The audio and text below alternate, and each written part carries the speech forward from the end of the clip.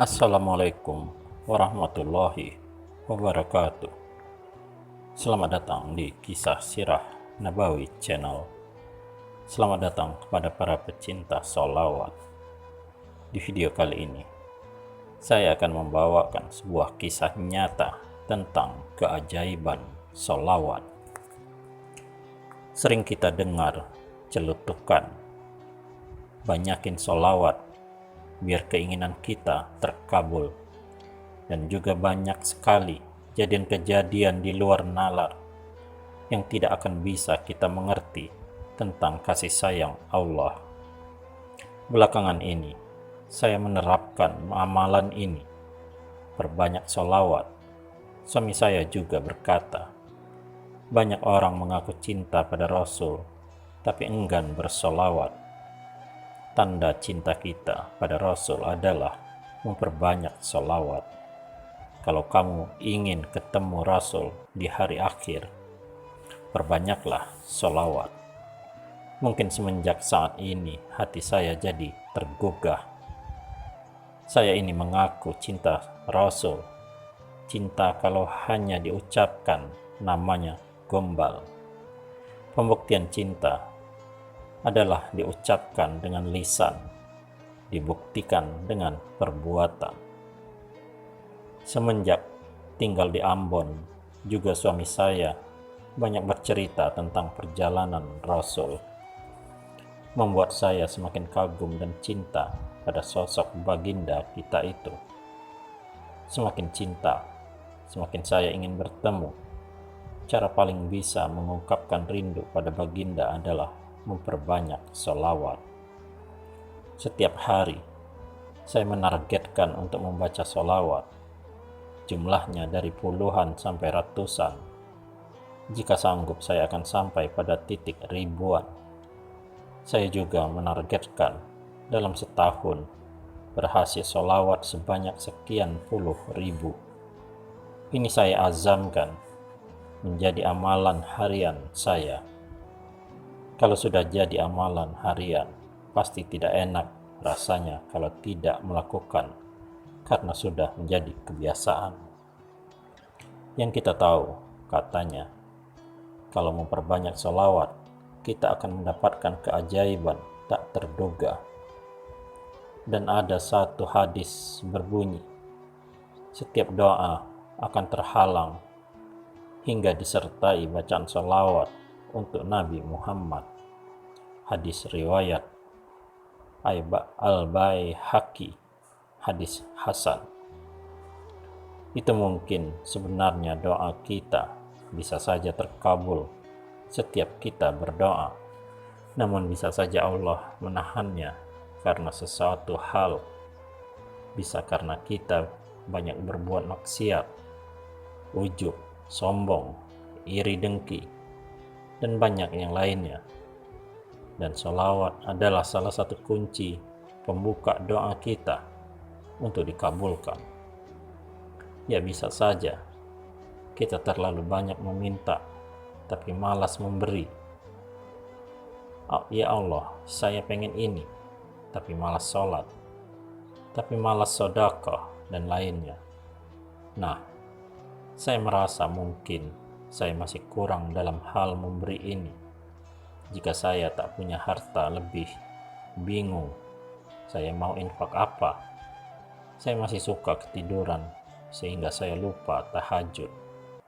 Kadang tilawah pun tidak tiap hari. Salah satu amalan yang paling mudah bisa saya beri untuk Allah adalah sholawat. Ini bisa saya ucapkan di mana saja, kapan saja, kecuali saya di dalam kamar mandi.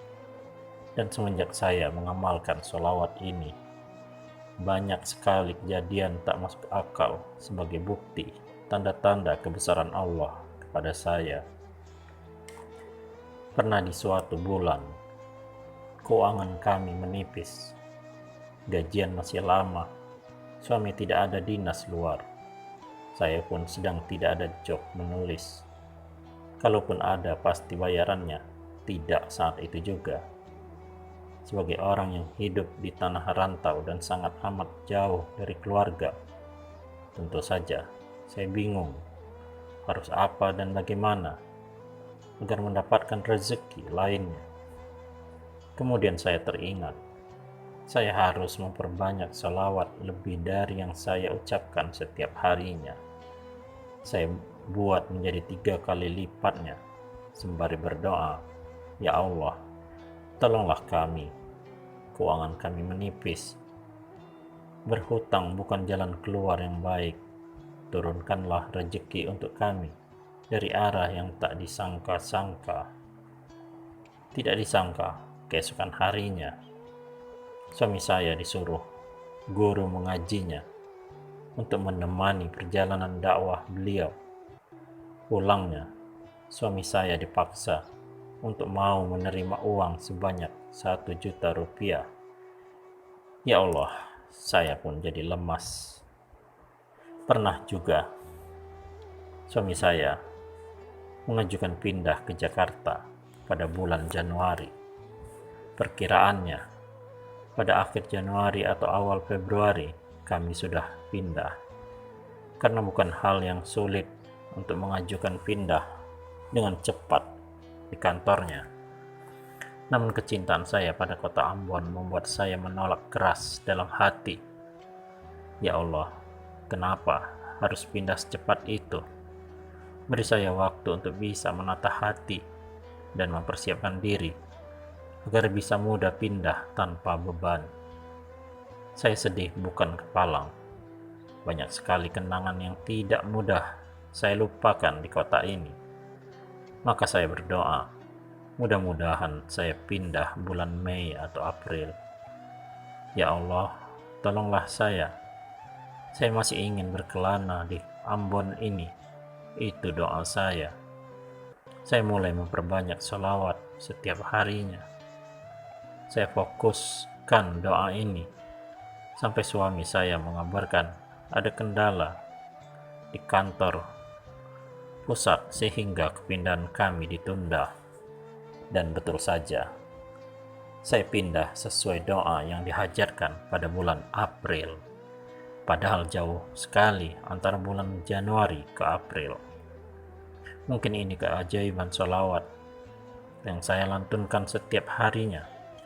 Padahal juga bukan hal yang sulit membuat suami saya pindah secepat kilat.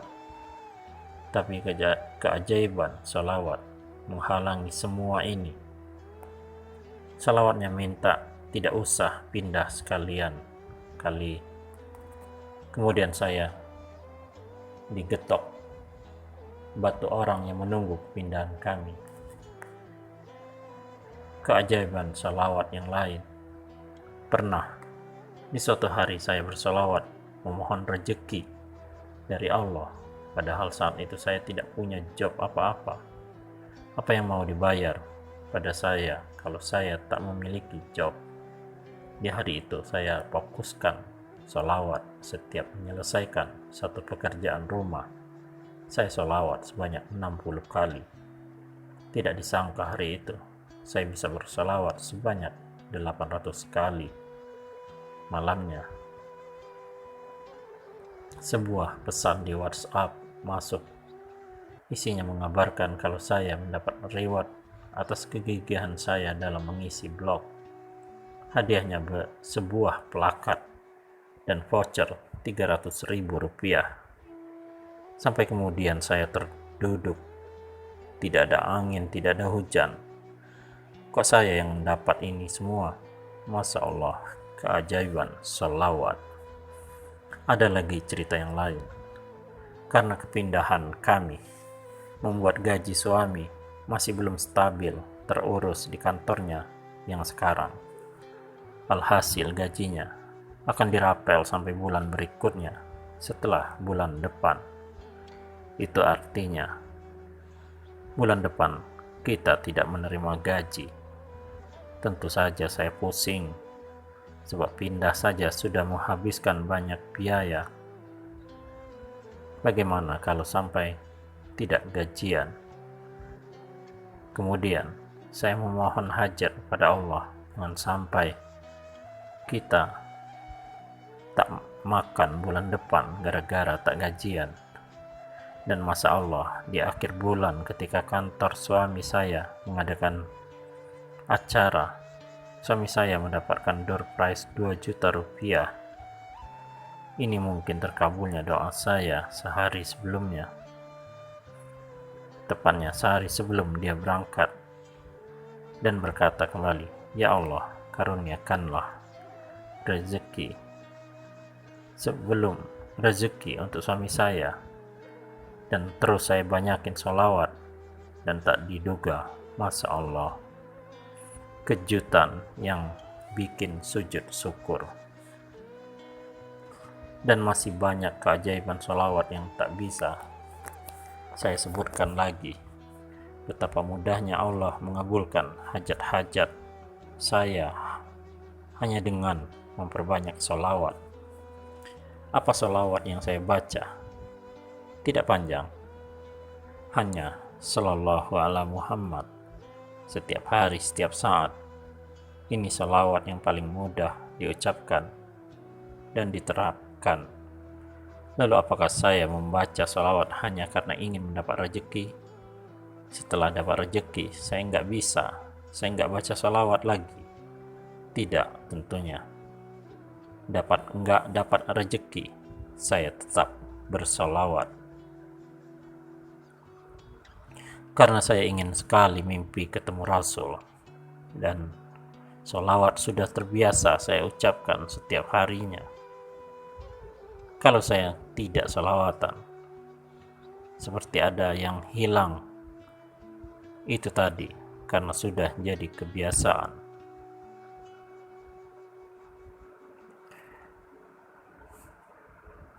Sholawat juga menjadi penyemangat dalam hidup saya setiap harinya, dan sebab sholawat hidup saya kemudian menjadi semakin ringan.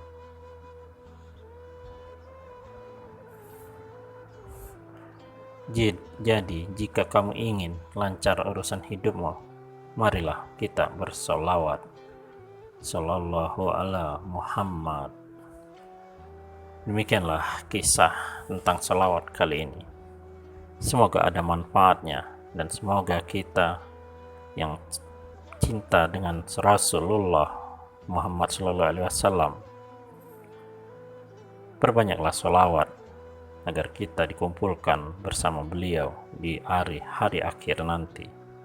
Wallahu a'lam bishawab. Wassalamualaikum warahmatullahi wabarakatuh.